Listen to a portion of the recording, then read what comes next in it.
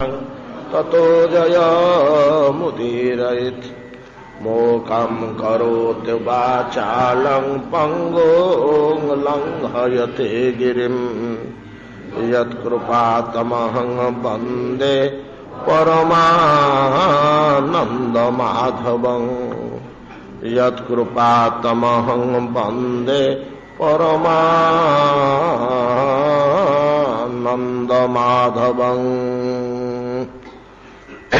यत्कृपातमहं वन्दे परमानन्दमाधवं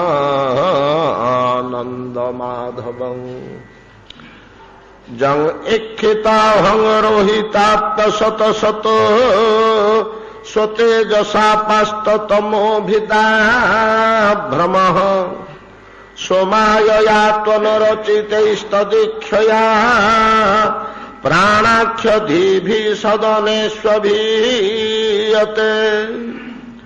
यस्याखिलानि बहभिः सुमङ्गलैः अर्वाचो विमिश्रा गुणकर्मजन्मभिः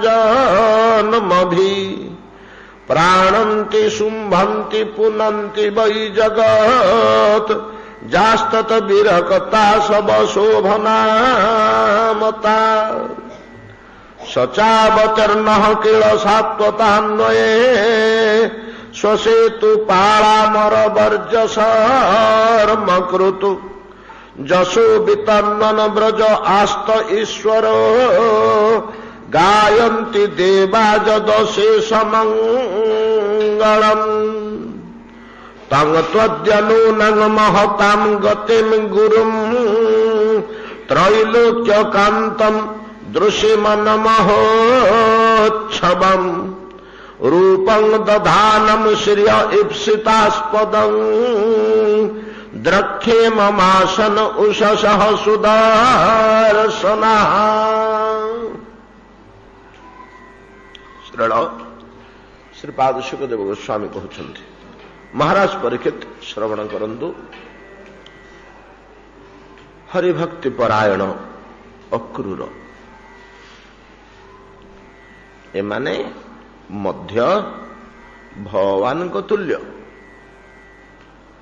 अवतीर्ण ही आसिछंती आम भलिया कर्मफल भोक्ता जीव मात्र नुहंती। कर्मफल भोग करिया पे आमे जेपरि बारंबार मातृगर्भरे प्रवेश करू मातृगर्भर निर्गमन करू एक नूतन देह धारण करी नुआ नुआ कर्म समूह भोग करिया पे समर्थ हेबु जेउठारे जेउ देहरे से भलिया एक देह से भलिया एक स्थान हमको मिले। स्वकर्म फल भोग करने निमंते प्रकृतिर ये सुंदर व्यवस्था। अक्रूरादि महत पुरुष गण जो माने आम मानकर आदर्श स्वरूप जो माने आमको नानाविध आध्यात्मिक वैभवर शिक्षा प्रदान करुछन्ति निज आचरण माध्यम जेपरि अक्रूर आमको हरिस्मरण प्रक्रिया र शिक्षा प्रदान करुछन्ति एई भलिया भगवान को स्मरण करने को है। एमाने कस्मिन काले साधारण जीव कर्मफल भोक्ता जीव आम मानक भलिया नुहंती। ताहले माने किए प्रभुंकर अवतरण काल रे प्रभुंकर पारिषद गण सेवक गण प्रभुंक निर्देश रे मर्त्य रे मानव देह धरी जन्म होती। यार गोटे सुष्ट सुंदर प्रमाण आम पाइबा प्रभु श्रीराम जेतेबेले अवतीर्ण हबाकू ठीक है सेतेबेले ब्रह्मा निर्देश देले जाओ रे देवतागण निज निज अंशरे प्रभुंकर मर्त्य मानव लीला र सेवा करने निमंते जाई जन्म हुआ विभिन्न देह धारण करी सब देवता मैंने आसते स्वर्ग देवता मैंने सब आसते अन्य अवतार रे देवता मैंने सब क्षेत्र में आसती नहीं प्रयोजन है ना। भगवान निजर गोलक और वैकुंठीय पार्षद मान को लेकर आसती किछ किछ मुनि ऋषि देह धारण करी अवतीर्ण होगा है। किंतु रामावतार रे प्रत्यक्ष इंद्र अग्नि वायु प्रभृति देवतागण अवतीर्ण होते आम एक जानू सूर्य अंशरे सुग्रीव इंद्र अंशरे अंगद अनेक बाली कहते बालीपुत्र अंगद ब्रह्मा स्वयं मध्य अवतीर्ण होते रामावतार रे विभीषण रूप से स्व अंशरे जात होते भगवान शंकर प्राय पूर्ण शक्ति नहीं आसते प्रभुंकर सेवा करने कहीं ना राम तत्वटीर संपूर्ण अधिकार बोली निजे भावती मोर बोली कर शिव राम समस्त आम शिव को एकुटिया छाड़ नहीं शिव तुम्हें एकुटिया प्रभु श्रीराम को नहीं जाओ आम उपासना करूनी आम छाड़बूनी सत तथापि मने मने सी गोटे निर्णय कर राम टे पूरा मोर आओ भगवान शंकर श्रीराम नाम ही निरंतर जप करती भगवान अनंत नाम थिले एपरिक वैष्णव शास्त्र गण कहते पंचमुखे राम नाम जपे त्रिपुरारी निरंतर मुहरे पांचटी मुह ना कि से पंचानन नुहति कि चार दिग को चारोटी गोटे ऊर्ध्वमुख पंचमुखर मुखरे निरंतर राम राम राम राम राम राम निरंतर जप तक चली अखंडित भाव शिवंकर गोसाई रामचरित मानस गोटे सुंदर पद मध्य तुम पुण्य राम राम दिन राति जपहु निरंतर अनंग अराति पार्वती कहते सती कहते पार्वती तो नहीं सती कहते सती कहते तुम पुण्य राम राम दिन राति तुम जो राम राम राम राम दिन राति जप कर निरंतर अखंडित भाव से राम किए दशरथ नंदन नामक एक मानव बालक ना किसी विशेष तत्व जो रामायण जिज्ञासा कले यू ही प्रश्न आरंभ होता ये प्रश्न दीज पचार शिव को दीज आगे शिव को पचार जाज्ञवल्क मुनि पचार शिव को ये कथा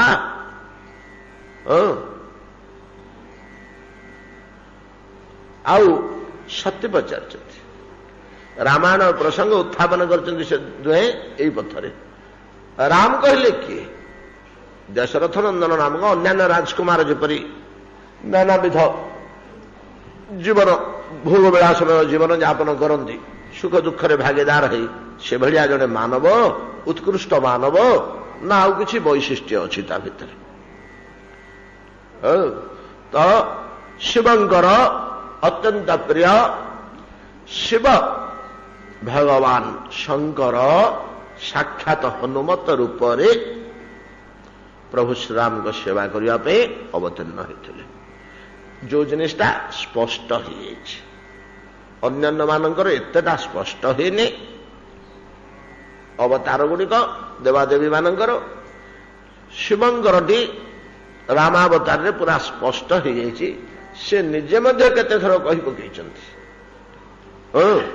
उमा मुझे थी मुझे करी मुझे करी क्यों तमें कौटी कर ना हनुमत रूप से हनुमत नहीं कि चारि पांच जगार आम रामचरित मानस पाइबा अध्यात्म रामायण पाइबा अध्यात्म रामायण छाया तो रामचरित मानसटा लिखित ट्रू ट्रांसलेशन कहले चले से वार्ड गुड़ाक अध्यात्म रामायण जहाँ व्यासदेव लिखिगले से शब्द गुड़ाक ट्रू ट्रांसलेशन केते श्लोक दरकार पड़े आम आलोचना कर पद गुड़ाक ठीक एकदम पद को पद नहीं आउ कि मिशी आउ कि सहित मिशी भल भल जिन अन्य आड़ मैंने संग्रह कर मूल लाइनटा मूल धाराटा रामचरित अध्यात्म रामायण अनुवाद अंतिम समय जितेबले उत्तर कांड रे कहते से गोटे पद कहते प्रभु शंकर जब रघुनाथ किन्हिरन क्रीड़ा उमा समुझत मोहि होहि अति ब्रीड़ा गोटे पदरे कहते जिमि रघुनाथ किन्नरति रण क्रीड़ा जिते राम रण क्रीड़ा कले गोसाई ठीक सिद्धांत नौ भगवान सब गुड़ाक लीला सबुड़ा क्रीड़ा केवल कर्म नुहे क्रीड़ा शिशु मैंने दांडे जो खेलुंट आ खेलर किसी गुरुत्व अच्छी है कर्म बोले निरूपण कराऊ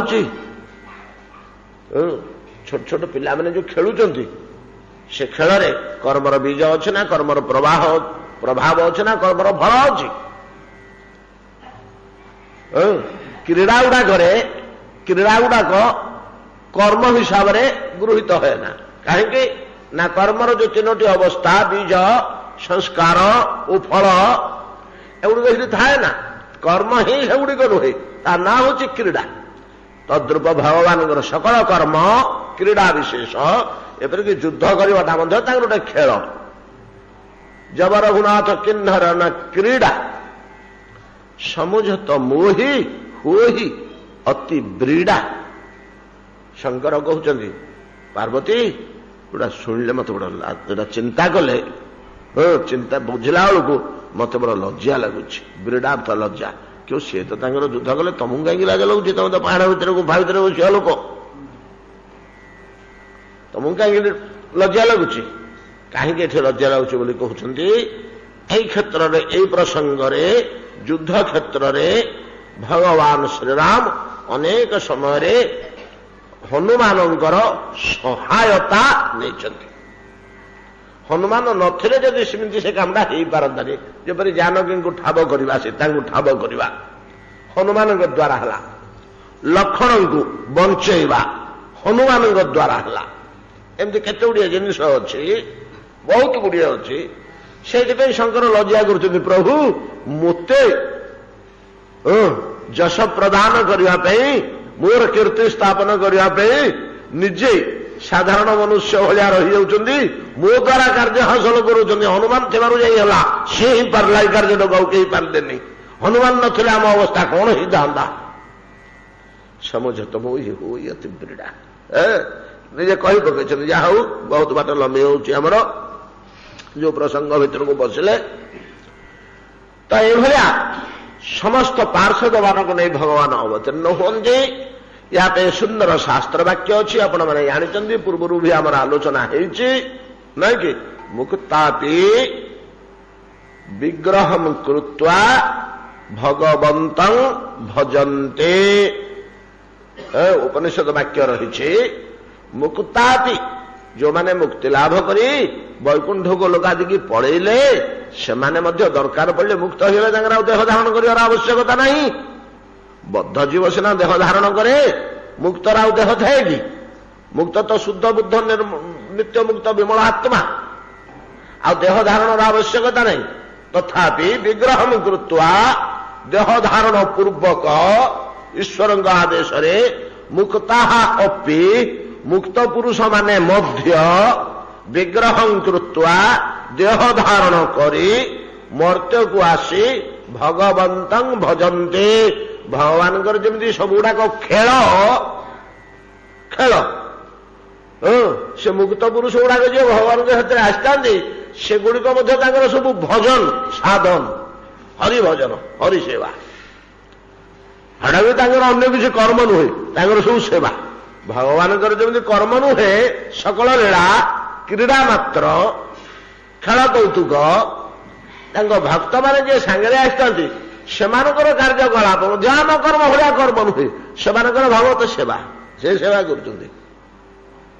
कर्म करना से कर्मर फल से लागू है ना एतादृश जने पुरुष अक्रूर सुंदर भाव प्रतिपादन कले मु जहांकु आने जाऊँगी जहांकु आज मु दर्शन करी मम उषस सुदर्शन आज भलरे मोर राति पाई मु सकाळु उठी मंगल पदार्थ दर्शन करिछि बोधे तेणु एते बड़ सौभाग्य आज मोर खोली जाउछि कि सौभाग्य ଭାଗବତ ସ୍ୱରୂପ ଦର୍ଶନ, ଈଶ୍ୱରଙ୍କୁ ମୁଁ ଦର୍ଶନ କରିବି ଏବଂ ଈଶ୍ୱରଙ୍କୁ ଦର୍ଶନ କରିବା ସଙ୍ଗେ ସଙ୍ଗେ ଉପଲମ୍ବନ ମଧ୍ୟ ମୋର ହବ। ଖାଲି ଦର୍ଶନ ନାହିଁ। ସାଧାରଣ ବ୍ୟକ୍ତି ଯେମିତି ଦର୍ଶନ କରୁଛନ୍ତି, ଖାଲି ଦର୍ଶନ ମାତ୍ର ମୋର ନୁହଁ, ଦର୍ଶନ ସଙ୍ଗେ ସଙ୍ଗେ ଉପଲମ୍ବନ ମୋର ଅନୁଭବ ହଉଛି ଓ ହବ ଯେ ସେ କି ପ୍ରକାର କୋଟି କୋଟି ବ୍ରହ୍ମାଣ୍ଡର ସ୍ରଷ୍ଟା, ନିୟନ୍ତା, ବଦ୍ଧା, ମନ୍ତା, କି ଭଳିଆ ଏଗୁଡ଼ିକ ମୋର ଅନୁଭବ ହେଇଯିବ ତାଙ୍କ ଦର୍ଶନ ମାତ୍ରେ। ସେ କସ୍ମିନ୍ କାଳେ ମାନବ ଶିଶୁ ମାତ୍ର ନୁହନ୍ତି, ତାହାଙ୍କ ଶରୀର ରକ୍ତ ମାଂସ ଅସ୍ଥି ଚର୍ମମୟ ନୁହେଁ। ଅକୁର ଦେଖାଯାଉଛି ନା? ହଁ ଦେଖାଯାଉଛି, ଦେଖାଯାଉଛି, କିନ୍ତୁ ପ୍ରକୃତରେ ନୁହେଁ। ବ୍ରୋଞ୍ଜରେ ସିମେଣ୍ଟରେ ଗୋପବନ୍ଧୁଙ୍କ ମୂର୍ତ୍ତିଟିଏ ତିଆରି ହେଇଛି, ଠିକ ଗୋପବନ୍ଧୁଙ୍କ ଭଳିଆ ଦୁଶୁଛି। ନାତି ପଚାରିଲା, ଯାଇ କିଏ? ଏବେ ଗୋପବନ୍ଧୁ ଚିହ୍ନି ପାରୁନୁ? ଏବେ ମଧୁବାବୁ ଚିହ୍ନି ପାରୁନୁ? ଯେମିତି ତିଆରି ହେଇଛି, କିନ୍ତୁ ରକ୍ତ ମାଂସମୟ ଶରୀର ନୁହେଁ, ଆକୃତି ମାତ୍ର। ତଦ୍ରୂପ ମନୁଷ୍ୟାକୃତି ମାତ୍ର, ରକ୍ତ ମାଂସମୟ ଅସ୍ଥି ଚର୍ମ ନିର୍ମିତ ପାଞ୍ଚ ଭୌତିକ ଶରୀର ନୁହେଁ। କାହାର? ନନ୍ଦଲାଲ, ଏ ନନ୍ଦପୁତ୍ର ଯାହାଙ୍କୁ ମା ଆଜି ଦର୍ଶନ କରିବାକୁ ଯାଉଛି। କିନ୍ତୁ ଉପଲମ୍ବନ ନହେଲା ପର୍ଯ୍ୟନ୍ତ ଏଟା କିଏ ଜାଣିପାରିବନି ଯେ ୟା ଦେହଟା ରକ୍ତ ମାଂସ ଗଠିତ ନୁହେଁ, ପାଞ୍ଚ ଭୌତିକ ନୁହେଁ, ଅନ୍ନ ଜଳରେ ପୁଷ୍ଟ ନୁହେଁ। ହେଲେ ତାଙ୍କ ଦେହଟା କୋଉଥିରେ ଗୋଟେ ତିଆରି ହେଇଥିବ ନା? ହଁ, କୋଉଥିରେ ତିଆରି? ନା ସଚ୍ଚିଦାନନ୍ଦ ଘନ ବିଗ୍ରହ। ସଚ୍ଚିଦାନନ୍ଦ ଘନ ବିଗ୍ରହ। ଜଳଟା ଘନ ହୋଇ ବରଫରେ ପରିଣତ ହେଲା ଭଳିଆ, ଟାଣ ହେଇଗଲା ଭଳିଆ, ସତ୍ ଚିତ୍ ଆନନ୍ଦ ବସ୍ତୁ ତିନିଟା ଘନୀଭୂତ ହୋଇ ବହଳା ହେଇ ଟାଣ ହୋଇ ସେଇଥିରେ ମୂର୍ତ୍ତିଟି ତିଆରି ହେଇଛି। ଏଟା ସଚ୍ଚିଦାନନ୍ଦମୟୀ ତନୁ, ଯାହା ବ୍ରହ୍ମା ସ୍ପଷ୍ଟ ଭାବରେ ନିରୂପଣ କରିଛନ୍ତି। ତ ତାଙ୍କ ସ୍ତବରେ ଯେ ପ୍ରଭୁ ହେ, ଏଇ ଯୋଉ ଦେହ ଆପଣ ଧାରଣ କରିଛନ୍ତି, ଯାହାର ମୁଁ ଦର୍ଶନ କଲି, ଏଇଟା ମୋ ନିର୍ମିତ ନୁହେଁ। ଜଗତର ସବୁତକ ପଦାର୍ଥ ମୋ ହାତ ତିଆରି। ମୁଁ ହଉଛି ବିଧାତା, ସବୁକିଛି ବିଧାନ କରେ, ସୃଷ୍ଟି କରେ। ମୁଁ ହଉଛି ସ୍ରଷ୍ଟା, ଜଗତ ସ୍ରଷ୍ଟା।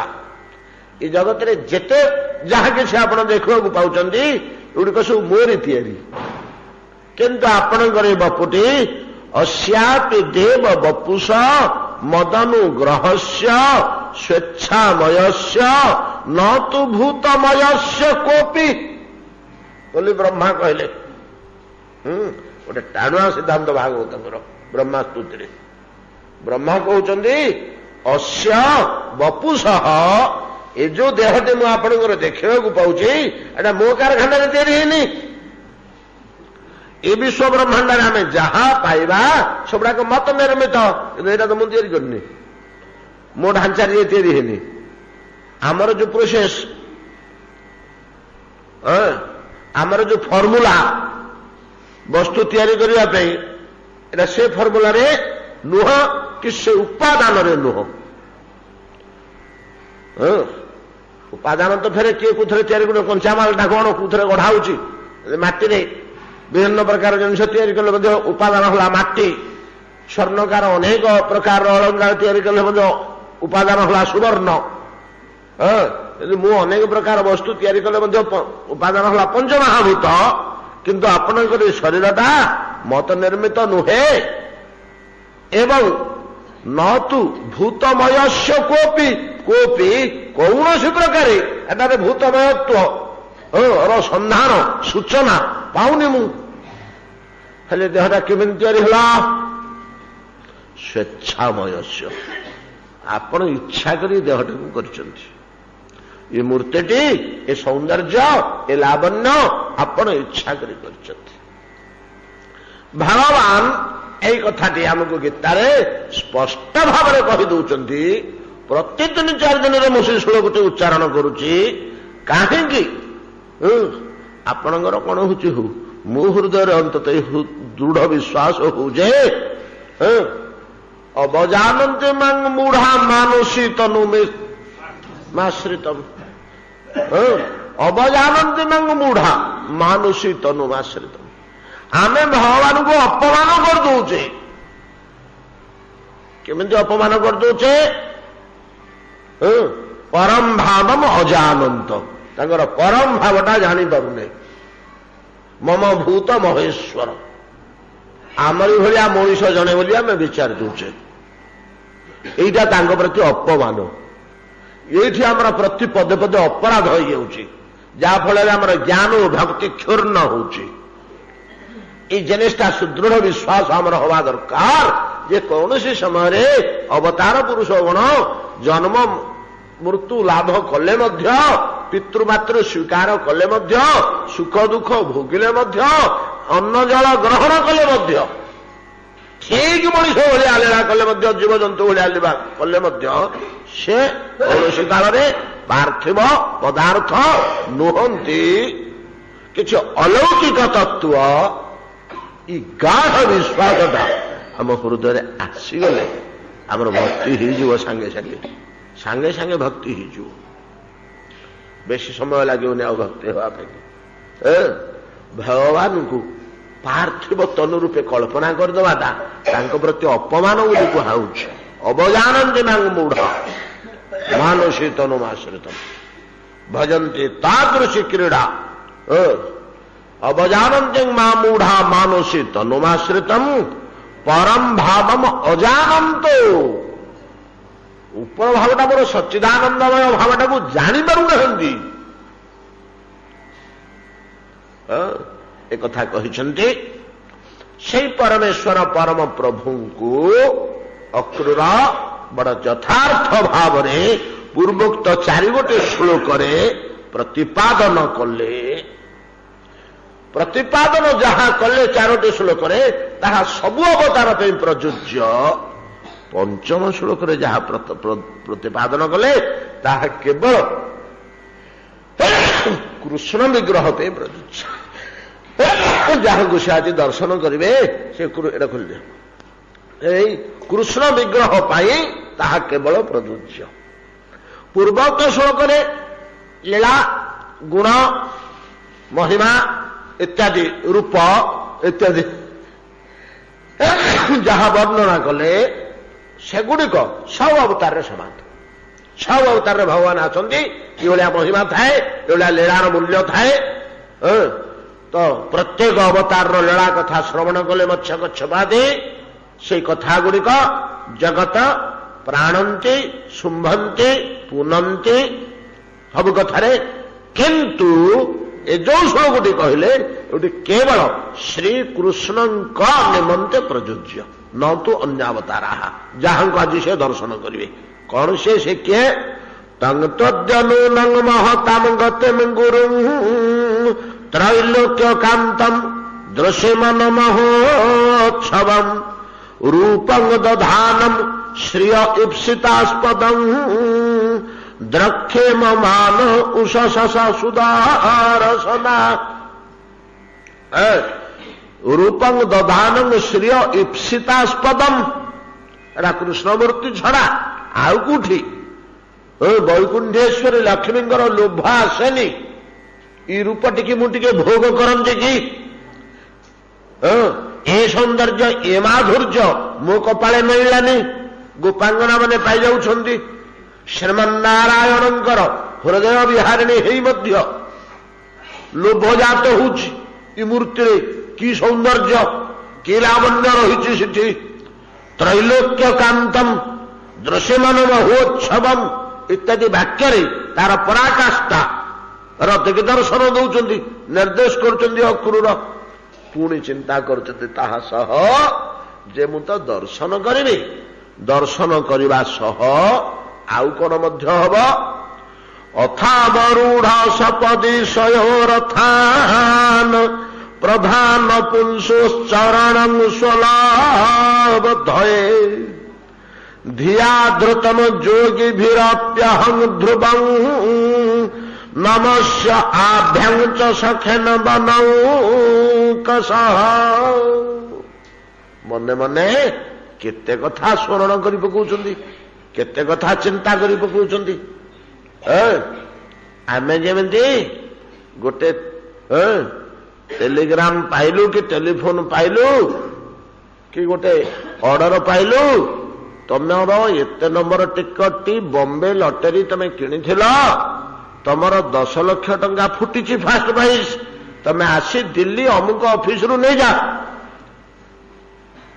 खुशी होला मो मनटा, 10 लाख टंका फुटी जाइछि, टंकाटे मो बांधी दिली नहीं कि बाहर 2-4 जन सांग साथी धरी गुड़े टंका पैसा तो परामर्श करी समस्त से एजेंट को सांगे नहीं सी के परसेंट नब नहीं कि तू चाह सब ऑफिशियल व्यवस्था करू ना परसेंटेज खाली नहीं जू तू जाई से ऑफिस पाक जगह कागज पत्र सब रेडी करू मु खाली 10 कतटा करी चेक धरवी बसले ट्रेन नहीं सांगे साथी हो जाऊँ जो लोग फुटी जाइए पहुंचला पर्यटन कौन चिंता करू आउ किसी चिंता करू से टंका को केमिति आनिमी कौटी रखी केमिति विनियोग करी केते भाग करियो पुओ को केते देबी स्त्री नारे केते रखी मो पे केते रखी आउ द्वितीय चिंता ता मुंडरे पशियो कि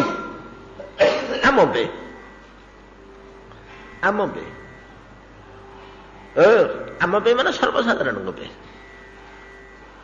का भा मंदिर से उच्च कोटर लोक छाड़देले आ समस्त जितेबले महाभारत युद्ध आरंभ होगा जाऊँगी है नाही शंख बाजीगले बाण फिंगा फिंगा आरंभ हो रेडी रही समस्ते समस्ते रेडी रही दी दल लग्न हो गलानी युद्ध पे लग्न निर्णय हो स्थान निर्णय हो गोटे भयंकर उग्र लग्न न हेले युद्धटा जो लग्न दरकार ना गृह प्रतिष्ठा कौ लग्न सब अलग अलग तिथि रहुनि सब पांजरे सब बह कौ लग्न बहटा शुभंकर हम युद्ध पे कौ लग्न भयंकर ग्रह मान उग्र दृष्टि जो चाहूे से सीना लड़ईटा जमीम तो समय से पहुंचला आपण मैंने शुणिले आश्चर्य हे युधिष्ठिर कौन कले ना छिड़ा हेले निज रथ उपरे चारिपटे जगिचंदी समस्ते छिड़ा हेले छिड़ा है प्रथमे शिरस्त्राणती बाहर कर थोइले कवच धनु धनुतान खड़ग खंडा सब बाहर करके थोईदेले थोईदेकरी कवच बाहर करदे देहरु जो शिरस्त्राण और कवच बाहर करदे से मैंने प्रमाद गणले कौन ये कौन दुर्बुद्धि कर राजाटा देहरे कवच थिले हाथ में बाण थिले सिना आ गोटे बाण को प्रतिरोध कर देहरे कवच थिले शिरस्त्राण थिले सिना अस्त्र भेजनी एले तो जी हेले गोटे बाण मारिदेले टाणी पड़े टाणी पड़े तो युद्ध सरला राजा मला परास्त हो तो बाहिनी आ कौन राजा मरीगला बाहिनी परास्त होगा ये कौन एमती पूरापूरी सब युद्ध वस्त्र देहरु बाहर कर दौरान युधिष्ठिर किंतु युधिष्ठिर भाया गोटे तेजान लोक थे कहीं भरोस कर किसी कहीपरते नहीं चारि भाइयाक कृष्ण आउ सात्यकी जी बड़ बड़ ये थे सब टाण ना दृष्टदुम्न महायोद्धा गुड़ा घेरीगले चारिपटे ये कौन कर पागलमी एमती कौन अवस्था मुक्त शरीर कौन जेकोसी लोक तो ये हत्या करदे पार बाण प्रयोग कर साधारण सैनिक अटे आत्मरक्षा कर कौन बाट ना पाखे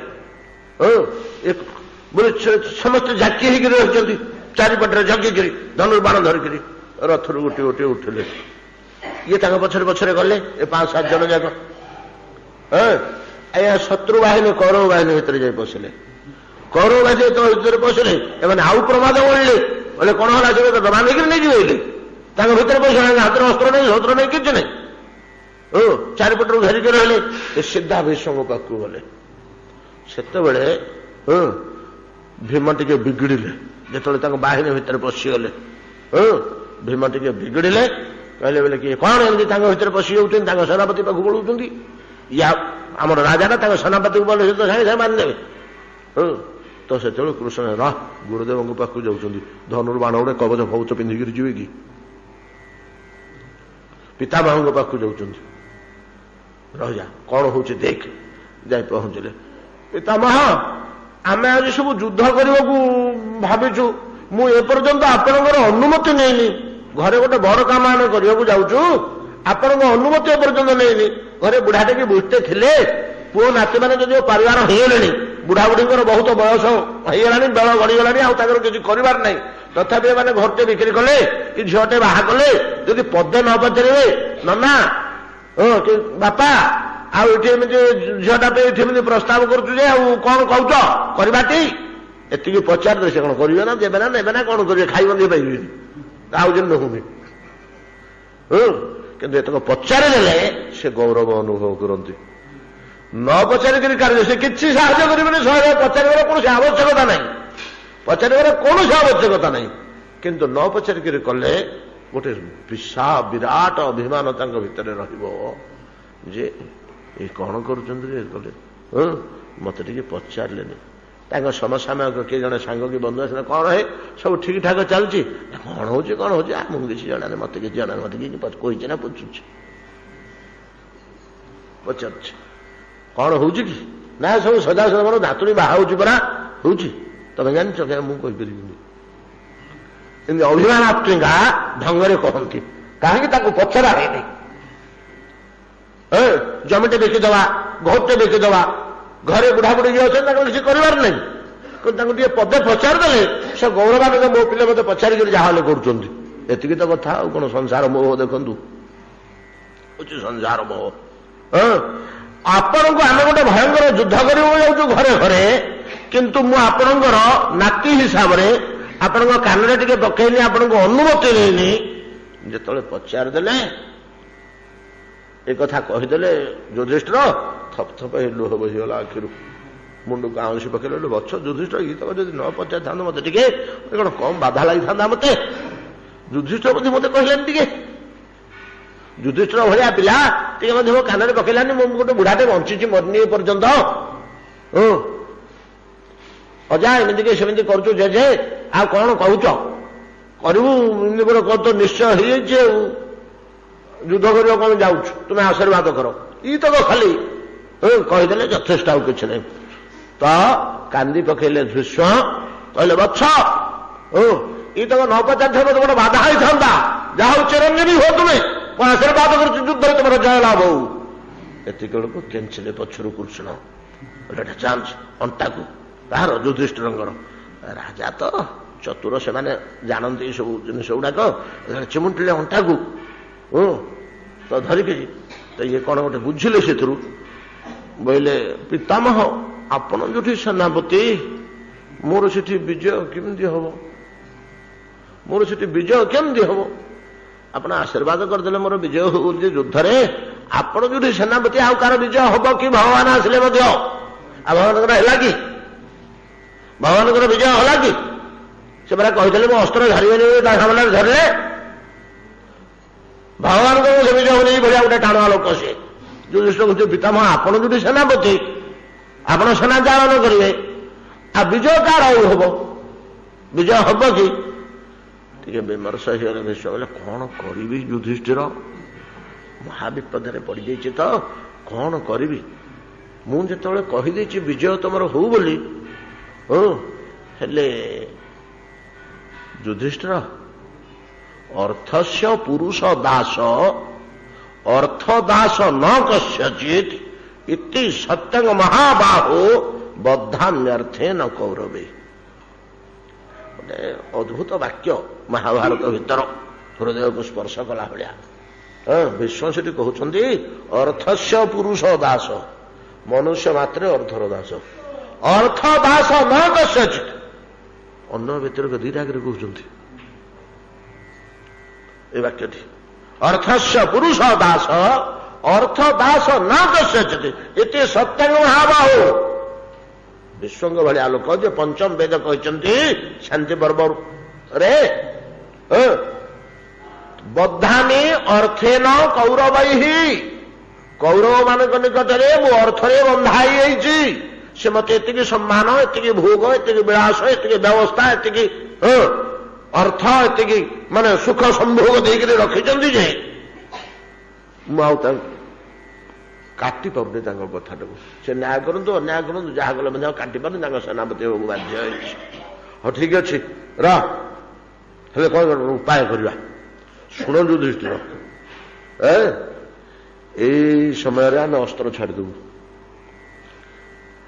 ଆମ ହାତରେ ଅସ୍ତ୍ର ଥିଲା ପର୍ଯ୍ୟନ୍ତ ଆମକୁ କିଏ ମାରିପାରିବନି, ବୁଝିଲ? ଆମ ହାତରେ ଯଦି ଅସ୍ତ୍ର ଖଣ୍ଡେ ଅଛି ଆମକୁ କେହି ମାରିପାରିବେନି। ଆମ ହାତରୁ ଅସ୍ତ୍ର ନଥିଲା ବେଳେ କିଏ ଯଦି ଆମକୁ ମାରିଦେଲା ସିନା, ଅସ୍ତ୍ର ଥିଲା ଆମକୁ କିଏ ମାରିବାର ସମ୍ଭାବନା ହିଁ ନାହିଁ, ପ୍ରଶ୍ନ ହିଁ ଉଠୁନି। ତେଣୁ ଆମ ହାତରେ ଅସ୍ତ୍ର ନଥିବା ସମୟଟାକୁ ବ୍ୟବସ୍ଥା କର। ଶୁଣ, ଅମୁକ ଲୋକ ଅମୁକ ଲୋକ ଅମୁକ ଲୋକ ଅମୁକ ଲୋକ ଆମକୁ ଯଦି ଯୁଦ୍ଧକୁ ଆହ୍ୱାନ କରନ୍ତି କି ଆମ ସାମ୍ନାରେ ଯୁଦ୍ଧ କରିବାକୁ ଛିଡା ହୋଇ ପଡନ୍ତି, ଆମେ ଅସ୍ତ୍ର ଫୋପାଡ଼ିଦେବୁ। ଏଇଟା ସେଥିରେ କଣ ଯୁଦ୍ଧ କରିବି ମୁଁ? ସେଭଳିଆ ଗୋଟେ କିଛି ବ୍ୟବସ୍ଥା କରିବ, ଆମେ ଅସ୍ତ୍ର ଛାଡ଼ିଥିଲା ବେଳେ ମାରିଦେବୁ, କାମ ଦୁଟିବ। ଏ ମହାଭାରତଟା ଗୋଟେ କି ଭଳିଆ ଜିନିଷ ଦେଖନ୍ତୁ। ଏହା ଭିତରେ ପଶିକିରି ଆମେ ଯଦି ଅନୁସନ୍ଧାନ କରିବା, କି ଭଳିଆ ଜିନିଷ। ଭୀଷ୍ମ କହୁଛନ୍ତି ସେତିକି ଏଇଟା ବ୍ୟବସ୍ଥା କରିବ, ସେତିକିବେଳେ ଆମକୁ ତ କୃଷ୍ଣ ସାଙ୍ଗେ ସାଙ୍ଗେ କହିଲେ ଯୁଧିଷ୍ଠିରଙ୍କୁ, ପଳେଇ ଆସ, ଆଉ ଦରକାର ନାହିଁ, ପଳେଇ ଆସ, ଶୀଘ୍ର ପଳେଇ ଆସ, ଆଉ ବେଶୀ କଥା କିଛି ଆବଶ୍ୟକ ନାହିଁ। ଭୀଷ୍ମ ଆତ୍ମପାତର ବାଟ ବତଉଛନ୍ତି ଯୁଧିଷ୍ଠିରଙ୍କୁ। ଅଥଚ ଏଭଳିଆ ଲୋକ, କହିବା ତାତ୍ପର୍ଯ୍ୟ ହଉଛି ଏଭଳିଆ ଲୋକ ଯେ ଆତ୍ମପାତର ପଥ ଦେଖାଇ ଦେଇ ପାରୁଛନ୍ତି, ଯୁଦ୍ଧ ଭୂମିରେ ସେନାପତି ରୂପରେ ଛିଡା ହୋଇ ଗୋଟେ ରାଷ୍ଟ୍ରର ଗୌରବକୁ ଜଳାଞ୍ଜଳି ଦେଇ ଦଉଛନ୍ତି, ନିଜ ଜୀବନକୁ ତା ସାଥିରେ ଦେଇ ଦଉଛନ୍ତି। ନାଇଁ କି? ଯାହାର ସେନାପତି ସେ ତାର ପରାଜୟର ବାଟ ଫିଟେଇ ଦଉଛନ୍ତି ନା ଆଉ କଣ? ଗୋଟେ ରାଷ୍ଟ୍ରର ଗୌରବକୁ ଧ୍ୱଂସ କରିଦଉଛନ୍ତି, ରାଜ ପରିବାରର ନିଜ ଜୀବନକୁ ମଧ୍ୟ ଉତ୍ସର୍ଗ କରିଦଉଛନ୍ତି। ଅଥଚ କହୁଛନ୍ତି ଅର୍ଥସ୍ୟ ପୁରୁଷ ଦାସ, ଅର୍ଥକୁ ଛାଡି ପାରୁନାହାନ୍ତି। ବିଶ୍ୱଙ୍କ ଭଳିଆ ଲୋକ। ଆମ କଥା କିଏ ପଚାରୁଛି ସେଠି? ଆମ କଥା ପଚାରୁଛି କି? ଅଥବା ଯୋଉଟା ଆମର ଅନ୍ତଃକରଣ ଭିତରକୁ ତୀବ୍ର ଭାବରେ ପଶି ଯାଇଛି, ସେଇ ଚିନ୍ତନରେ ହିଁ ଆମର ସମସ୍ତ ସମୟ କଟିଯିବ। ଅର୍ଥ ବସିଯାଇଛି ଆମ ଭିତରେ, ତେଣୁ ଅର୍ଥ ଚିନ୍ତାରେ ଆମେ ବମ୍ବେ ପର୍ଯ୍ୟନ୍ତ ଯିବା, ନାଇଁ କି? ବାଟରେ ଖାଇବା ପିଇବା ଆମକୁ ଆଉ କିଛି ଦୁଷିବନି। ସେଇ ଚିନ୍ତାରେ ଠିକ ତଦ୍ରୂପ ଅକୁରଙ୍କର ଅନ୍ତଃକରଣ ଭିତରେ ଭଗବତ ଭାବନା ବସି ଯାଇଥିବାରୁ ଈଶ୍ୱର ବସି ଯାଇଛନ୍ତି ଯେ ନା ନିଦ୍ରା ନା ଆହାର। ଦ୍ୱାଦଶୀଟା ତ ଆଜି, ଦ୍ୱାଦଶୀଟା ଆଜି। ବାଟରେ କୋଉଠି ଉପମା କି ଇଡିଲି ଦିଟା ଖାଇବି ବୋଲି ଓହ୍ଲଉଛନ୍ତି ଦ୍ୱାଦଶୀରେ? ନା ମନେ ପଡୁଛି? ଆହାର ବିହାର କଥା ମନେ ହିଁ ପଡୁନି। ଚାଲିଛନ୍ତି ସେଇ ଭାବନାରେ ବୁଡିକିରି ରହି କେତେ ପ୍ରକାରର, କେତେ ଦିଗରୁ କେତେ କଣ ଚିନ୍ତା କରିକରି ଯାଇଛନ୍ତି। ଆମେ କେତେ ଗୁଡ଼ିଏ ଶ୍ଳୋକ ଅତିକ୍ରମ କରି ଆସିଲେଣି ତାଙ୍କ ଚିନ୍ତନ ଭିତରେ। ପରବର୍ତ୍ତୀ ଶ୍ଳୋକରେ ଆଉ ଗୋଟିଏ ଭାବଧାରାରେ ହରିଚିନ୍ତନ ହରିସ୍ମରଣ ପୂର୍ବକ କହୁଛନ୍ତି, ଅଥାବରୁଢ ସପଦି ସୟୋରଥାତ ପ୍ରଧାନ ଚରଣ ସ୍ୱଲାବଧୟେ ଧିୟାଧୃତଂ ଯୋଗୀ ଭୀରପ୍ୟହଂ ଧ୍ରୁବଂ ନମସ୍ୟ ଆଭ୍ୟଂ ଚ ସଖେନ ବନଂ କସଃ। ଟିକେ ଚିନ୍ତା କରିକରି ଚଟକିରି ଆଉ ଗୋଟେ ହରିସ୍ମରଣ ଜନିତ ଏକ ନୂତନ ଭାବଧାରା ମସ୍ତିଷ୍କରେ ସଞ୍ଚାରିତ ହୋଇଗଲା। ଅକୁରଙ୍ଗର ଚଟକିରି ଚାହିଁଦେଲେ ପଶ୍ଚିମ ଆକାଶକୁ, ହେଲେ ଆଉ ଘଡ଼ିଏ ଦିଘଡ଼ି ବେଳ ଅଛି। ଗୋକୁଳ ପ୍ରାୟ ଆଉ 5-7 କିଲୋମିଟର ଅଛି। ମୁଁ ବୋଧେ ପହଞ୍ଚିଲା ବେଳକୁ ଗୋକୁଳରେ ସୂର୍ଯ୍ୟ ଅସ୍ତ ହଉଥିବେ କି ରତ ହଉଥିବେ। ସୂର୍ଯ୍ୟ ଅସ୍ତ ହଉଥିବେ କିମ୍ବା ଅସ୍ତ ଚଳ ଚୂଡ଼ା କୁ ଛୁଉଁଥିବେ। ଏତିକି ବେଳେ ମୁଁ ପହଞ୍ଚିଯିବି। ଏଇଟା ପ୍ରଭୁଙ୍କର ଖେଳିବା ସମୟଟା। ପିଲା ଲୋକ ତ ଏଟା ଖେଳିବା ସମୟଟା, ସନ୍ଧ୍ୟା କାଳଟା। ଏ ସନ୍ଧ୍ୟା ସମୟଟାରେ ପିଲାମାନେ ଦାଣ୍ଡରେ ଏକାଠି ହେଇ ଭାରି ଖେଳ କୌତୁକ କ୍ରୀଡ଼ା କରନ୍ତି। ବ୍ରଜ ତ ଧୂଳି ମାଟିର ସ୍ଥାନ, ନଦୀକୂଳ ଗଛମୂଳ ଖେଳିବାର ସ୍ଥାନ। ସେଠି ଖେଳୁଥିବେ ଖେଳୁଥିବେ ଦି ଭାଇ ଯାକ ତ ଖେଳୁଥିବେ। ଆଉ ଆଉ ଅନ୍ୟାନ୍ୟ ସାଙ୍ଗ ସଖା ମାନେ ମଧ୍ୟ ସାଙ୍ଗରେ ଥିବେ, ଖେଳୁଥିବେ। ପିଲାମାନେ କୋଉଠି ଖେଳନ୍ତି? ରାସ୍ତା କଡ଼େ ଖେଳନ୍ତି। ପିଲାମାନଙ୍କର ଖେଳିବା ଜାଗାଟା ସବୁବେଳେ ରାସ୍ତା କଡ଼। ରାସ୍ତା କଡ଼ରେ ଯୋଉଠି ପଡ଼ିଆ ଥିବ ସେଇଠି ତାଙ୍କର ଖେଳ ପଡ଼ିଆ ତିଆରି କରିକିରି ସେଠି ଖେଳୁଥିବେ, ବାଟରେ ଧୂଳିରେ ଖେଳୁଥିବେ। ଯେତେବେଳେ ମୁଁ ରଥରେ ପଳେଇ ଯିବି ବାଟରେ ତ ଦେଖି ପକେଇବି। ଆଉ ଘର ପର୍ଯ୍ୟନ୍ତ ଯିବା ଖେଳୁଥିବେ ଦାଣ୍ଡରେ, ଗାଁ ମୁଣ୍ଡରେ କୋଉଠି ହେଲେ ଯେମିତି ଦେଖି ପକେଇବି କୃଷ୍ଣ ବଳରାମ ଦୁଇ ଭାଇକି ସାଙ୍ଗେ ସାଙ୍ଗେ ଶପତି ରଥାତ ଅବରୁହ୍ୟ, ଡେଇଁ ତ ପଡ଼ିବି ଏକାଥରେ ରଥରୁ, ଆଉ ଓହ୍ଲେଇବିନି। ଷ୍ଟେପ ଉପରେ ଗୋଡ଼ ଦେଇକିରି ରଥରୁ ଓହ୍ଲେଇବା ପାଇଁ ଯୋଉ ରଥ ପାବଚ୍ଛ, କିନ୍ତୁ ଘୋଡ଼ା ଗାଡ଼ିରେ ଚଢ଼ିବା ପାଇଁ ଗୋଟେ ଲୁହାର ପାବଚ୍ଛ ନଥାଏ କି, ତାପରେ ଗୋଡ଼ ଦେଇକିରି ଆମେ ଚଢ଼ୁ। କିନ୍ତୁ ରଥରେ ଚଢ଼ିବା ପାଇଁ ତାର ସେମିତି ବ୍ୟବସ୍ଥା କିଛି ଥିବ ନା। ଆଉ କଣ, ଆଉ ସେ ବାଟେ ମୁଁ ଓହ୍ଲେଇବିନି, କାହିଁକି ନା ସମୟ ନଷ୍ଟ ହେଇଯିବ। ସପଦି ତତେ କ୍ଷଣାତ୍, ଦେଖୁ ଦେଖୁ ତତେ କ୍ଷଣାତ୍ ଅବରୁହ୍ୟ, ରଥାତ୍ ଅବରୁହ୍ୟ, ରଥରୁ ଡେଇଁ ପଡ଼ି ଲମ୍ଫ ଦେଇ। କାହିଁକି ଡେଇଁ ପଡ଼ିବ ରଥରୁ? ଗୁଡ଼ା ହାତ ଭାଙ୍ଗିବ ଏଇ ବୁଢ଼ା କାଳେ। ଅଥାବରୁଢ଼ ସପଦି ଶୟୋ ରଥାତ୍ ପ୍ରଧାନ ପୁଂସୋଶ୍ଚରଣ ସ୍ୱଲାଗଧୟେ। ତ ଅଥାବରୁଢ଼ ଅଥ ଦର୍ଶନ ମାତ୍ରେ ସପଦି ତତ୍କ୍ଷଣାତ ଏବ, ତତ୍କ୍ଷଣାତ ଏବ ଅବରୁହ୍ୟ, ରଥରୁ ଲମ୍ଫ ଦେଇ ରଥାତ୍ ଈଶୟ, ଈଶୟ ଦୁଇ ବଚନ ହେଇଗଲା ନାଇଁ କି? ଈଶୟ ଦୁଇ ବଚନ ହେଇଗଲା। ଈଶ୍ୱର ଦ୍ୱୟ, ଈଶୟ ଈଶ୍ୱର ଦ୍ୱୟ। କୋଉ ଈଶ୍ୱର ନା ପ୍ରଧାନ ପୁରୁଷ, ପ୍ରଧାନ ପୁରୁଷ ଯେଉଁ ଈଶ୍ୱର ଦୁଇ ଜଣ, ତସ୍ୟ ଚରଣେଷୁ ଲବ୍ଧେ, ତାଙ୍କ ଚରଣଟା ଧରି ପକେଇବା ପାଇଁ ଯାଇପାରିବି ରଥରୁ। ଡେଇଁକିରି ରଥରୁ ତାଙ୍କ ପାଦଟାକୁ ଧରି ପକେଇବି। ଅକ୍ରୁର ଚିନ୍ତା କରୁଛନ୍ତି ମନେ ମନେ। ଅଥାବରୁଢ଼ ସପତି, ସପତି ତତ୍କ୍ଷଣାତ୍, ଆସୁ ଅତି ଶୀଘ୍ର କ୍ଷିପ୍ର ବେଗରେ ରଥରୁ ଲମ୍ଫ ଦେଇ, ରଥାତ୍ ଈଶୟ ପ୍ରଧାନ ପୁଂସୟ, ଈଶ ପରମେଶ୍ୱର ଦ୍ୱୟ, ତ ରାମକୃଷ୍ଣୟୋଃ ପ୍ରଧାନ ପୁରୁଷ, ପ୍ରଧାନ ପୁରୁଷ, ପୁରୁଷ କହିଲେ ଆମେ ଭଗବାନ ବୋଲି ଜାଣୁ। ପ୍ରଧାନ ପୁରୁଷ, ଶ୍ରେଷ୍ଠ ପୁରୁଷ, ଏଇ ଦୁଇ ଜଣ ଏହାଙ୍କ ଚରଣ ସ୍ପର୍ଶ କରିବା ନିମନ୍ତେ, ଲାଭ କରିବା ନିମନ୍ତେ ରଥରୁ ଲମ୍ଫ ନେଇକି ତାଙ୍କ ପାଦକୁ ତ ଧରି ପକେଇବି ଦୃଢ ଭାବରେ। ଆଉ ମନେ ମନେ ଚିନ୍ତା କରୁଛନ୍ତି, ଦେଖିଲେ ବି ବାଟରେ ରଥରୁ ଡେଇଁ, ରଥଟା ତ ଚାଲୁଛି ନା, ରଥ ଅଟକେଇବି, ପାଉଛନ୍ତି ଓହ୍ଲେଇବି, ତା ସମୟ ଅଛି। ତାର ସେ ଘୋଡ଼ା ମାନେ ରଥରୁ ଧରି ପଳନ୍ତୁ, ମୁଁ ତ ଡେଇଁ ପଡ଼ିବି।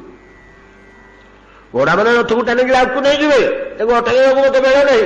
ଓ ରଥରୁ ଲମ୍ଫ ଦେଇ, କେଡ଼େ ବ୍ୟାକୁଳତା ଏଇ ବାକ୍ୟରେ, ତାଙ୍କ ହୃଦୟର କେତେ ବଡ଼ ବ୍ୟାକୁଳତାଟା ଫୁଟୁଛି। ଏଇଟା ଦେଖଉଛନ୍ତି କେତେ ଆବେଗ, କେତେ ଉତ୍କଣ୍ଠା ରହିଛି ସେ ଚରଣାରବିନ୍ଦ ଦର୍ଶନ ଓ ସ୍ପର୍ଶ ନିମନ୍ତେ ଅକ୍ରୁରଙ୍କର। ତାଙ୍କର ଚରଣକୁ ଧରି ପକେଇବି। ଅକ୍ରୁର ସେ ପ୍ରଧାନ ପୁରୁଷ କିଓ ନା? ହଁ, ଶ୍ରେଷ୍ଠ ପୁରୁଷ, ସେ ଶ୍ରେଷ୍ଠ ପୁରୁଷ। ଏ ଦୁହେଁ ନା? ହଁ ଦୁହେଁ। ପୁରୁଷ ତ ଏକ ବୋଲି କହନ୍ତି, ପୁରୁଷ ପ୍ରାୟ ଏକମେବା ଦ୍ୱିତୀୟ ନା? ହଁ ଏକ। ଶାସ୍ତ୍ର କହୁଛନ୍ତି ଯେତେବେଳେ ଆମେ ମନା କରିବା କି ସବୁବେଳେ ସେ ଏକ। ଆଉ ଦୁଇ ବୋଲି ତୁମେ କହୁଛ ନା? ହଁ ଦୁଇ ମଧ୍ୟ। ଏକ ପରା? ନା ହଁ ଆଜ୍ଞା ଏକ। ଆଉ ଦୁଇ ନୁହଁ ନା? ହଁ ଦୁଇ ମଧ୍ୟ। ନାହିଁ କାହିଁକି? ଏକ ନା ଦୁଇ? ଏକ ଦୁଇ ଉଭୟ ସିଏ। କିପରି ଏହା ସମ୍ଭବ? ନା ଯଦି ଏହା ନ ହୁଏ ତାହେଲେ ସେ ଈଶ୍ୱର ନୁହନ୍ତି। ଯଦି ଦୁଇ ହେବାକୁ ସେ ସମର୍ଥ ନୁହନ୍ତି,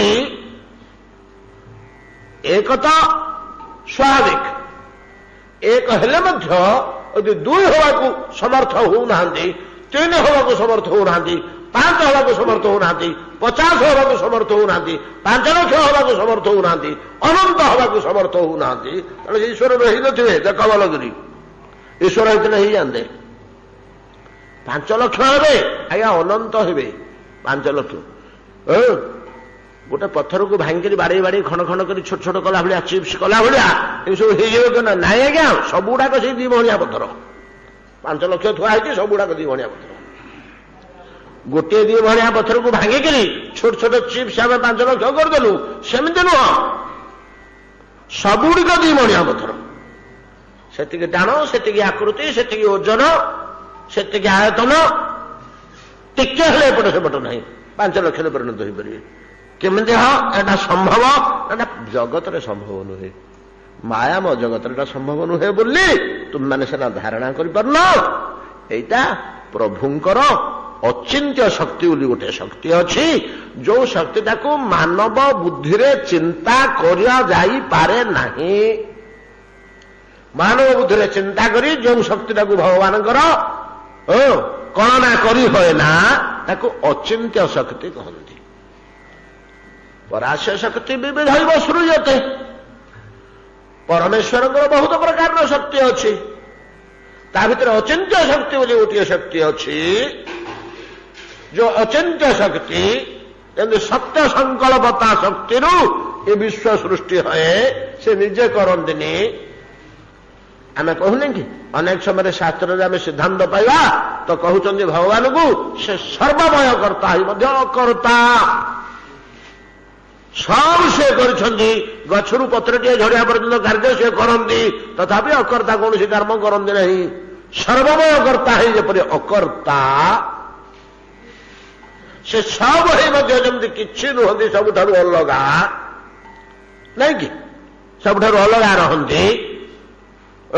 କୋଉଠି ହେଲେ ଲିପ୍ତ ହୁଅନ୍ତା ହିଁ ନିର୍ଲିପ୍ତ ସବୁଠି। ସେମିତି ସେ ଅନନ୍ତ ଶକ୍ତିର ଆଧାର ହେଲେ ମଧ୍ୟ ତା ଭିତରେ ଗୋଟେ ସତ୍ୟ ସଂକଳ୍ପତା ଶକ୍ତି ଅଛି, ଯୋଉ ସତ୍ୟ ସଂକଳ୍ପତା ଶକ୍ତି ବଳରେ ସେ ନିଜେ କିଛି କରନ୍ତିନି, ଖାଲି ସଂକଳ୍ପଟେ କରନ୍ତି। ସଂକଳ୍ପ ବୋଲି ବିଚାରି ଦିଅନ୍ତି। କଣ? ବିଶ୍ୱ ବ୍ରହ୍ମାଣ୍ଡ ଗୋଟେ ହନ୍ତା ବେଲେ ମୁଁ ତା ଭିତରେ ଲୀଳା କରନ୍ତି, ଏତିକି। ଆଉ ସେ କିଛି ତାପରେ ଆଉ ଦ୍ୱିତୀୟ କଥା କିଛି ନାହିଁ। ଏତିକି ତାଙ୍କ ମନରେ ଆସିଥିଲା।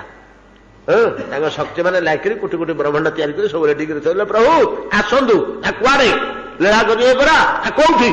ନା ବ୍ରହ୍ମାଣ୍ଡ ମାନଙ୍କ ଭିତରେ। କାହିଁକି? ନା ଆମେ ସବୁ ତିଆରି କଲୁ। କାହିଁକି? ନା ଆପଣ 8 ଦିନ ତଳେ ଚିନ୍ତା କଲେ, ଭାବିଲେ ବ୍ରହ୍ମାଣ୍ଡ ଗୋଟେ ହେଇଥିଲେ ମୁଁ ଯାଇକି ତା ଭିତରେ ଲୀଳା କରନ୍ତି। ନା ମୁଁ କରିଥିଲି କେବେ? ବୁଝନ୍ତୁ କଥାଟାକୁ। ଏଟା ସତ୍ୟ ସଂକଳ୍ପତା ଶକ୍ତି। ଯାହା ସଂକଳ୍ପ ହେଇଗଲା ତାଙ୍କ ଅନ୍ତଃକରଣ ଭିତରେ, ଏଟା ଆପେ ଆପେ ସ୍ୱକୀୟ ଶକ୍ତି ମାନେ କରିବେ, ଭଗବାନଙ୍କ ସେଥିରେ କିଛି ସମ୍ପର୍କ ନାହିଁ। ଏଟା ତ ଦାର୍ଶନିକ ଜିନିଷ ଗୁଡାକ। ଏଠି ସନ୍ଦେହ ସବୁ ବାରମ୍ବାର ଆସି ପହଞ୍ଚୁ। ହେଲେ ଶକ୍ତି ଆଉ ଭଗବାନ କଣ ଭିନ୍ନ?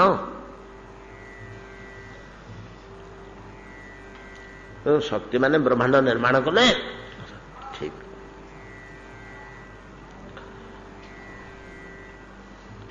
ଶକ୍ତି କୋଉଠି ହେଲେ ଏକୁଟିଆ ରହିପାରେ ନା, ନିଜେ ରହିପାରେ ନା। କୋଉଠି ହେଲେ ଗୋଟିଏ ଜାଗା କହିଲେ, କୋଉଠି କୌଣସି ସତ୍ତାକୁ ଆଶ୍ରୟ ନ କରି ଶକ୍ତି ଅଛି। ଯେମିତି ତାପ ଶକ୍ତି, ଦାହିକା ଶକ୍ତି କାଠକୁ ଆଶ୍ରୟ କରିଛି, କୋଇଲାକୁ ଆଶ୍ରୟ କରିଛି, କେରୋସିନକୁ ଆଶ୍ରୟ କରିଛି, ନାଇଁ କି? କାହାକୁ ହେଲେ ଗୋଟେ ଆଶ୍ରୟ କରି ଅଛି ନା, କାହାକୁ ହେଲେ ଗୋଟେ ଆଶ୍ରୟ କରିକି ଅଛି। ଆମ ଦୈହିକ ଶକ୍ତି ଦେହକୁ ଆଶ୍ରୟ କରି ଅଛି, ଆମର ବୌଦ୍ଧିକ ଶକ୍ତି ମସ୍ତିଷ୍କକୁ ଆଶ୍ରୟ କରି ଅଛି, ନାଇଁ କି? ଯୋଉଠି ଯୋଉ ଶକ୍ତି ଆମେ ପାଇବା, ଯୋଉଠି ଯୋଉ ଶକ୍ତି ଆମେ ପାଇବା, କଣ ହେଲେ ଗୋଟେ ସତ୍ତାକୁ ସେ ଆଶ୍ରୟ କରିଥିବ। ସତ୍ତା ବିନା ଶକ୍ତି ସ୍ୱତନ୍ତ୍ର ଭାବରେ ଆତ୍ମପ୍ରକାଶ କରିପାରେ ନା। ଗୀତାରେ ଆମର ଗୋଟେ କୋଠି ରହିଛି, ଯେମିତି ଆକାଶ ବିନା ବାୟୁ ପ୍ରବାହିତ ହୋଇପାରେ ନା, ଯଥାକାଶ ସ୍ଥିତ ବାୟୁ ନିତ୍ୟ ସର୍ବତ୍ର ଗୋ ମହାନ। ନିତ୍ୟ ସର୍ବତ୍ର ବିହାର କରୁଛି ବାୟୁ। ଆକାଶର ସଞ୍ଚାର ଅଛି ବୋଲି, ଯୋଉଠି ଆକାଶ ନାହିଁ ସେଠି ବାୟୁର ସଞ୍ଚାର ସମ୍ଭବ ହଉନି, ଆକାଶର ଯୋଉଠି ଅଭାବ ହେଇଯାଉଛି, ନାଇଁ କି? ଗୋଟେ ପର୍ବତ, ବିଶାଳ ପର୍ବତଟେ ଅଛି, ଗୋଲାକାର ପର୍ବତଟେ, ତା ଭିତରେ ବାୟୁ ବହୁଛି, ବାୟୁ ଅଛି, ପଞ୍ଚମହାଭୂତ ରହିଛି ଯେତେବେଳେ ବାୟୁ ଅଛି, କିନ୍ତୁ ପ୍ରବାହ ଅଛି ବାୟୁର, ତା ଭିତରେ ତୁଫାନ ହବ, ଭିତରେ ବାହାରେ ଯଦି ତୁଫାନ ହବ, ପର୍ବତର ଅଭ୍ୟନ୍ତର ଭିତରେ ତୁଫାନ ହବ, କାହିଁକିନା ସେଠି ଆକାଶ ନାହିଁ। ଯୋଉଠି ଆକାଶ ବିନା ବାୟୁର ପ୍ରବହମାନ ଯେପରି ହୋଇପାରେ ନା, ଆକାଶକୁ ଆଶ୍ରୟ କରି ବାୟୁ ପ୍ରବାହିତ ହୁଏ, ସେମିତି ଶକ୍ତି କଣ ହେଲେ ଗୋଟେ ବସ୍ତୁ ସତ୍ତାକୁ ଆଶ୍ରୟ କରିକିରି ରହେ। ହେଲେ ଭଗବାନଙ୍କର ଯୋଉ ଅନନ୍ତ ଶକ୍ତି ଗୁଡାକ ଅଛି, କାହାକୁ ଆଶ୍ରୟ କରିଛି? କଣ ଗୋଟେ ସତ୍ତାକୁ ଆଶ୍ରୟ କରିଛି। ଯେଉଁ ସତ୍ତାକୁ ଆଶ୍ରୟ କରିଛି ତାହା କଣ ଆଜି ପର୍ଯ୍ୟନ୍ତ କେହି ନିର୍ଣ୍ଣୟ କରିପାରିନାହାନ୍ତି। ନାଁ ଦେଇ ଦେଇଛନ୍ତି ଭଗବାନ, ତାକୁ ଚିହ୍ନଟ କରିଦେଇଛନ୍ତି କେବଳ ଭଗବାନ ୱାର୍ଡରେ। ସେ ସତ୍ତାଟାକୁ ଏପର୍ଯ୍ୟନ୍ତ କେହି ହେଲେ ନିର୍ଣ୍ଣୟ କରିପାରୁନାହାନ୍ତି। ତାର ନାନାବିଧ ଲକ୍ଷଣ କହୁଛନ୍ତି, ନିର୍ଣ୍ଣୟ କରିପାରୁନାହାନ୍ତି। ଏମିତି ଅନନ୍ତ ଶକ୍ତି ଭିତରେ, ଶକ୍ତିମାନଙ୍କ ଭିତରେ ସର୍ବୋଚ୍ଚ ଶକ୍ତି ହେଲେ କରୁଣା ଶକ୍ତି ଭଗବାନଙ୍କର। ଅନନ୍ତ ଶକ୍ତି ଭିତରେ ସର୍ବୋଚ୍ଚ ଶକ୍ତି କରୁଣା ଶକ୍ତି। ସବୁ ଅନ୍ୟାନ୍ୟ ଶକ୍ତି ମାନେ କରୁଣା ଶକ୍ତିର ଅଧୀନ ବୋଲି ଶାସ୍ତ୍ରରେ ନିର୍ଣ୍ଣୟ ହୋଇଛି। ଭଗବାନଙ୍କ କୃପା ଶକ୍ତି, କରୁଣା ଶକ୍ତି କହିଲେ କୃପା ଶକ୍ତି। କୃପା ଶକ୍ତିର ଅଧୀନ ସମସ୍ତେ, ସମସ୍ତେ କୃପା ଶକ୍ତିର ଅଧୀନ। ଭଗବାନ ତ କାହା ଉପରେ କରୁଣା କରିଦେବେ, ବାକି ଅନ୍ୟ ସମସ୍ତ ଶକ୍ତି ମାନେ ହଟିଯିବେ। ସେଟା କରୁଣା ଶକ୍ତି ବାହାରି ଆସିଲେ ସେ ତାଙ୍କ କାମ କରିବ, ଅନ୍ୟମାନେ ସମସ୍ତେ ତାଙ୍କର। ଗୋଟେ ବାକ୍ୟଟା ଅଛି ମୋ, ସର୍ବୈବ ଚେଟିକା ଇବା, ମାନେ କରୁଣା ଶକ୍ତି ହଉଛନ୍ତି ମହାରାଣୀ, କରୁଣା ଶକ୍ତି ହଉଛନ୍ତି ମହାରାଣୀ, ଅନ୍ୟାନ୍ୟ ଶକ୍ତି ମାନେ ହେଲେ ଚେଟିକା, ତାଙ୍କର ଦାସୀ ଭଳିଆ। ଯାହା ହଉ, ଏତାଦୃଶ ଅଚଞ୍ଚ ଶକ୍ତି ବଳରେ ଭଗବାନ ଏକରୁ ଅନନ୍ତରେ ପରିଣତ ହେଇପାରନ୍ତି। ଆଉ ଦୁଇ ହେଇଗଲେ କଣ ଅସୁବିଧା ହେଇଗଲା? ଏକରୁ ଦୁଇ ହେଇଛନ୍ତି ରାମ ଆଉ କୃଷ୍ଣ। ରାମ ଆଉ କୃଷ୍ଣ ଯୋଉ ଦୁଇ ହେଇଛନ୍ତି, ଆମେ ବହୁତ ଦିନ ତଳେ ଥରେ ଆଲୋଚନା କରିଥିଲେ, ଅଳ୍ପ ଟିକେ ଆଭାସ ଦେଇଥିଲେ। ତ ସତ୍ତା ଦେହରେ ଶକ୍ତି ନିଷ୍କ୍ରିୟ ଅବସ୍ଥାରେ ଅଛି, ସତ୍ତା ଦେହରେ ଶକ୍ତି ସକ୍ରିୟ ହେଇଉଠିଲା। କାଠଟା ଭିତରେ ଅଗ୍ନି, କାଠଟାକୁ ଆମେ କାନ୍ଧେଇକିରି ଆଣିଲେ, କାନ୍ଧ ପୋଡ଼ିଗଲା। ତା ଭିତରେ ଏତିକି ଅଗ୍ନି ଅଛି, କମ ଅଗ୍ନି ଅଛି କି କାଠଟା ଭିତରେ? ଆମେ ଏଡେ ମୋଟା କାଠ 5 ଫୁଟ କି 7 ଫୁଟ ଲମ୍ବାର କାନ୍ଧେଇକିରି ଧରିକିରି ଆସିଲେ ଝାଉଁ ବୋଳଟେ, କାନ୍ଧ ପୋଡ଼ିଗଲା କି? ନା ଟେକିଲା ବେଳକୁ ହାତ ପୋଡ଼ିଗଲା, ତା ଭିତରେ ଅଗ୍ନି ଭର୍ତ୍ତି ହେଇଛି। କାଠ ଭିତରେ ଅଗ୍ନି ଅଛି ନା ନାଇଁ? ଅଛି, ନିଷ୍କ୍ରିୟ ଅବସ୍ଥାରେ ଅଛି। ତାକୁ ଯେତେବେଳେ ଆମେ ଚୁଲି ପାଖରେ ନେଇକି ମୁହାଇ ଦେଲୁ, ହୁତୁ ହୁତୁ ହେଇ ଜଳିଲା, ତା ଭିତରେ ସୁପ୍ତ ଥିବା ଦାହିକା ଶକ୍ତି ବା ତାପ ଶକ୍ତି ବର୍ତ୍ତମାନ ଜାଗ୍ରତ ହେଇ ଉଠିଲା। ଜାଗ୍ରତ ଯେତେବେଳେ ହେଲା ଶକ୍ତି, ତା କ୍ରିୟା ସିଏ କରିବ, ଶୋଇଥିଲା ବେଳେ କରିବନି। ଯେତେବେଳେ ଜାଗ୍ରତ ହେଇ ଉଠିଲା, ଯେତେବେଳେ ହାତକୁ ପୋଡ଼ିଦବ, ଆଉ କଣ ଆମେ ଧରି ପକେଇଲେ ସେତେବେଳେ ହାତକୁ ପୋଡ଼ିଦବ। ଆଉ ଠିକ ଏଇଭଳିଆ କଳ୍ପନା କରନ୍ତୁ, ଯେତେବେଳେ ସମସ୍ତ ଶକ୍ତି ଈଶ୍ୱରଙ୍କ ଭିତରେ ସୁପ୍ତ ଅବସ୍ଥାରେ ଥାନ୍ତି, ସେ ହେଉଛନ୍ତି ଜଗନ୍ନାଥ ମହାପ୍ରଭୁ।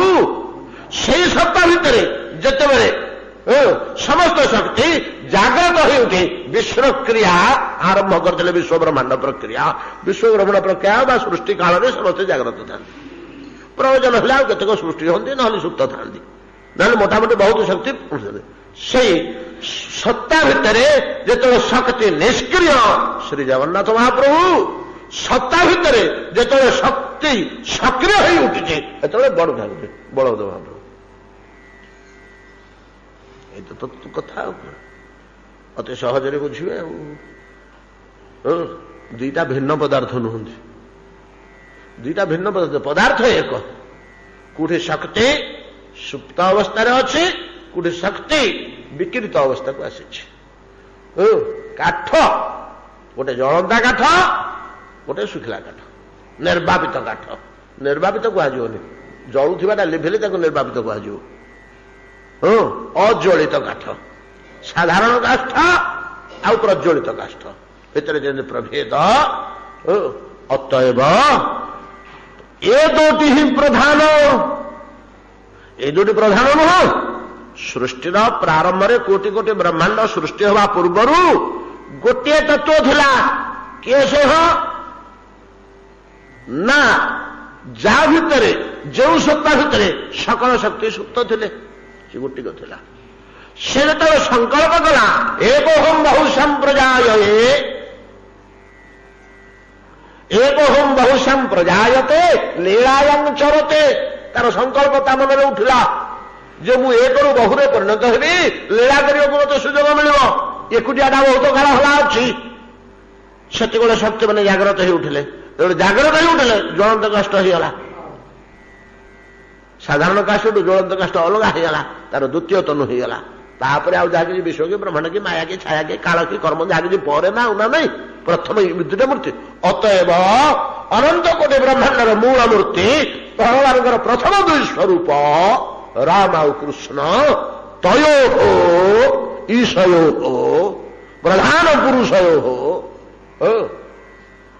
तो रथरु लंफ दे से पाद को तो झाबुड़ी कर धरी पकेबी एक नंबर दुई नंबर पुरुष दीटा को कौन आ व्याकरण गुड़ाक ही निर्णय हो आज्ञा प्रथम पुरुष द्वितीय पुरुष बाकी सबू तक तृतीय पुरुष व्याकरण जो पुरुषत्र निर्णय हो नहीं कि यही तत्व को धरिक ना व्याकरण सब व्याकरण वेदर गोटे अंग नहीं कि व्याकरण वेदर अंग नहीं छटा ये नहीं छटा अंग निरुक्त छंद व्याकरण ज्योतिष आ कौन देता रहीगला छटा अंग छंद निरुक्त ज्योतिष व्याकरण ये भर निरुक्तटा हूँ सब कष्ट व्याकरण को आम कष्ट कहू व्याकरण भयंकर कष्ट हूँ निरुक्त निरुक्त कहले नितरांग उक्त कु शब्दर कौन तात्पर्य निरुक्त न पढ़ा पर्यंत वेदर तात्पर्य केही धरी पारे आम कौन वेदर बुझे आम इच्छा अनुसार अर्थ कर सब किंतु वेद प्रकृत कौ जिनिस को लक्ष्य कौ जिनिस कहते ध्वनि शब्द निरुक्त को आश्रय कले ही जना पड़ो वो सत्य निर्णय जाऊ ये भितर आहरी अनेक रहस्य अच्छी प्रधान पुरुषयो पाद अकुर धरवाई बड़ उत्कंठित हो पड़ते आउ कौन कहे आसंता काली आलोचना करवा से श्लोक आउ कौन वैशिष्ट्य रही आज ये भावत विश्राम करतु आज्ञा काली दीपावली कौन है दीपावली हेले बाण फुटेबे आपण मैंने घरे सजेबे प्रति वर्ष आम पाठ बंद है पिले बाण फुटेदेवे आमको देखिए बेसी पके बुढ़ा बुढ़ा को देखिए आजिकल का टोका मैंने प्रति वर्ष दीपावली दिन आमर पाठ बंद हुए काली की पाठ बंद रहे घरे घरे आम दीपावली सजेवा दीप सजेवा एवं बाहर को आसिले विपद घरे भी काम अच्छी तेणु तो स्वाभाविक कथा प्रति वर्ष है नुआ कथा किसी ना आउ गोटे कथा काली दिन प्राधान्य आपण मैंने जानिथिबे ए जो दामोदर मास दामोदर लीला कौ दिन जे काली आसंता काली माँ गोपाल को बांधी नाई कि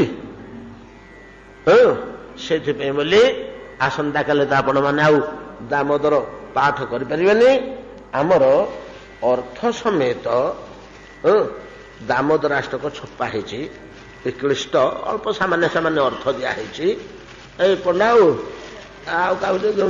बांटी बही तक खंडे खंडे नियंतु आसंता काली घरे बसिक देखिए दामोदर तिथि जो दिन प्रभु बंधा होते अंततः से दिन दामोदर अष्टकर अर्थ टे आ जन क्या आस एपटे झील पिला दे देखिए बांटू निर्मला ने मामे नहीं जा बांटी दे आउ किए ना कि आम भर पिला तुम्हें आसुन जा खंडे खंडे बांट एमचा नहीं जाओ शीघ्र शीघ्र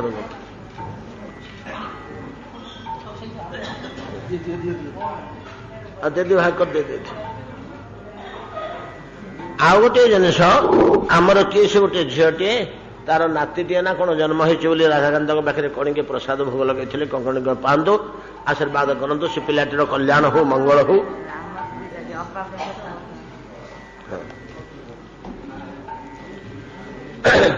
वर्तमान नाम माने दामोदराष्टक पाठ करवा शीघ्र सारिबा 7:30 हो श्री श्री दामोदराष्टकम श्री श्री दामोदर देवाय नमो नमः नमामीश्वरं सच्चिदानंद रूपं लसत्कुण्डलं गोकुले भ्राजमानं यशोदाधियोळु खलाधावमानं परामृष्टमत्यन्ततद्रुत्य गोप्या रुदन्तं मोहरनेत्र जुगमं मृजन्तं करम्भोज जुगमेन सातङ्कनेत्रं मोहश्वासकम्प त्रिरेखाङ्ककण्ठ स्थितग्रैव दामोदरं भगतिबद्धम् इति दृग्स्वलीलाभिरानन्दकुण्डे स्वमोषं निमज्जन्तं माख्यापयन्तं तदीयेषि तज्ञेषु भक्तैरर्जितत्वं पुनः प्रेमतस्तं शतावृत्तिं वन्दे वरं देवमोक्षं न मोक्षावधिं वा न चान्यं वृणेऽहं वरेशादपिह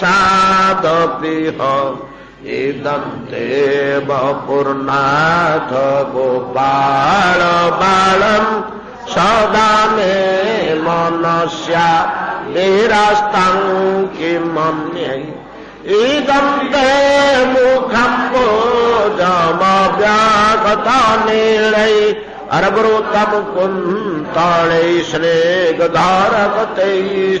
गोप्या मोहोश्चुम्बितं बिम्बवक्त्राधरं मे मनस्या विरास्तामलं लक्ष्यलाभे नमो देव दामोदरानन्द विष्णु प्रसीद प्रभो दुःखज्वालाब्धिमग्नम् कृपादृष्टिवृष्ट्या तिदिनं बतानु गृहाणे समामज्ञमेध्यक्षिदृश्य कुबेरा त्वजौ बद्धमूर्त्यैव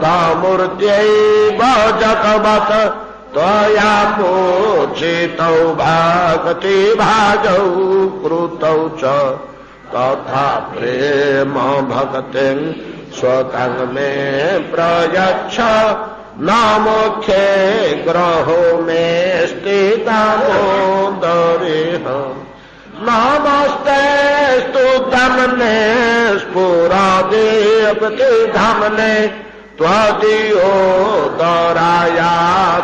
विश्वस्य धमने नमो राधिकायै त्वदीयप्रियायै